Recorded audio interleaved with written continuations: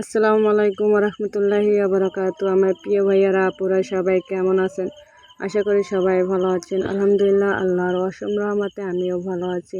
তো প্রতিদিনের মতো চলে আসলাম নতুন একটি ভিডিও। আজকে ভিডিওটা শুরু করলাম মাছ দিয়ে, টাকি মাছ দিয়ে মিষ্টি কুমড়া দিয়ে রান্না করতেছি এদিকে, আর ঢেঁড়স ভাজি করছিলাম, সেই ভিডিওটা আর করি নেই।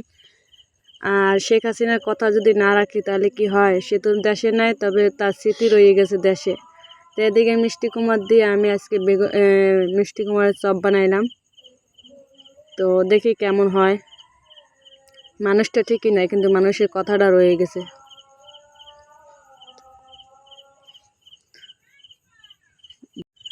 তো এই যে এদিকে মিষ্টি কুমড়ার চপ ভাজছি। আর আমার ভিডিওটি যদি আপনাদের কাছে ভালো লাগে অবশ্যই একটা লাইক, কমেন্ট, শেয়ার ও সাবস্ক্রাইব করবেন প্লিজ। পাশে বেল আইকন ক্লিক করবেন যাতে পরবর্তীতে ভিডিও আপলোড করলে আপনাদের কাছে পৌঁছে যায়। তো এই প্রথম আমি মিষ্টি কুমড়া দিয়ে চপ বানাচ্ছি, দেখি কেমন লাগে খেয়ে।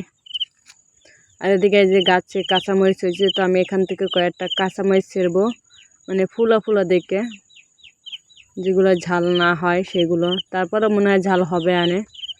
তো কাঁচামরিচ বেসন দিয়ে ভাজবো। তো কয়েকটা কাঁচামরিচ ছেড়তেছি। আর এই কাঁচামরিচের গাছগুলো আমি লাগাইছিলাম, এই বোম্বাই মরিচ গাছটাও আমি লাগাইছিলাম। তো বোম্বাই মরিচ গাছটা প্রথম হয়েছিল, অনেক সুন্দর হয়েছিল, মাঝে কীরকম যেন হয়ে গেছিলো, ফল ধরছিল না, এখন আবার ফল ধরছে আলহামদুলিল্লাহ। এই যে আর একটা মরিচ গাছ, এখান থেকে 2-3টা ছেড়বো। তো আমি বুঝছিলাম যে ঝাল হবে না, পরে যখন বানানোর পর ইফতারি খুলছিলাম তখন দেখি ঝাল হয়েছে, তারপরও খেয়েছি।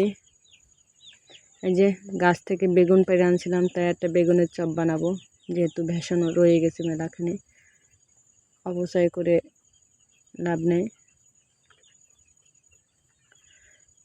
তো আমি তো আমার ছোটো বোনের ছেলেটারে আমি ওই মিষ্টি কুমড়ার চপ দিছি খেতে। তো আমি বলছি, বলো তো এটা কি, যদি বলতে পারো তাহলে আমি পুরস্কার দেব।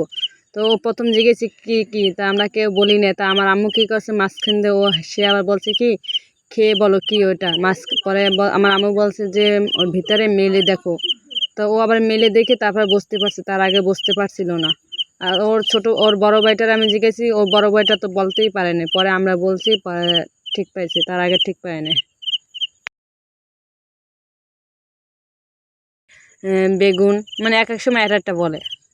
তবে ছোটো জন যেজন সেই জন পারছিল বলতে, বড় জন আর পারে নাই বলতে।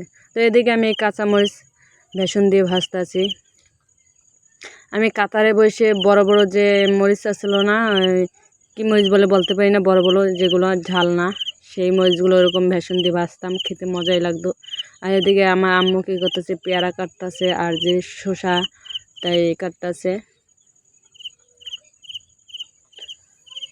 তো আমাদের ফলের ভিতরে সবচেয়ে আঙ্গুর ফলটা আর যে আপনার এটা ভালো লাগে খেতে, শসা না তো ওই যে পেয়ারাটা, এটা খেতে মজা লাগে। আর এদিকে এই চুপগুলের ভুসি আর তোকমা দানা দিয়ে ট্যাং দিয়ে তাই শরবত বানালাম। তো এদিকে আয়োজন দেওয়ার সময় হয়ে গেছে, তো এখন সবাই মোনাজাত করবে।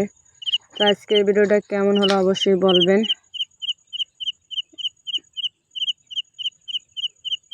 আমি আর আমার ছোটো বোন আর আমার আম্মু ইফতারি খুলবে। আর এদিকে এই যে থাকটা আমি আর আমার আব্বা বানাইছিলাম, এই থাকটা কাঠফাট দিয়ে। তো বানানো শেষ হয়ে গেছে, এখন ঘরে আনছি।